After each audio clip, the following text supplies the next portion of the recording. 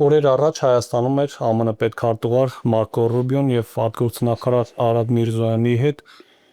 ռազմավարական փաստաթուղթ ստորագրեցին թրիփի իրագործման հետ կապված։ Այս առումով, պարոն Կարապետյան, կցանկանայի ճշտել, ձեր մտահոգությունները փարատվեցին։ Իհարկե ոչ։ Մենք չենք հասկանում ինչ փաստաթղթեր են իրենք ստորագրում։ Եթե դա նորից միակողմանի զիջողական փաստաթղթեր են, դա մեզ շատ է անհանգստացնում։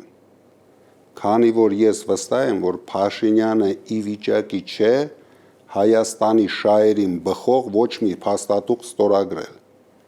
Նա միայն ստորագրում է այն փաստաթղթերը, որը իրեն ներկայացնում են։ Ինքը 20 թվականից հետո իրավունք չունի չստորագրի ոչ մի փաստաթուղթ, որը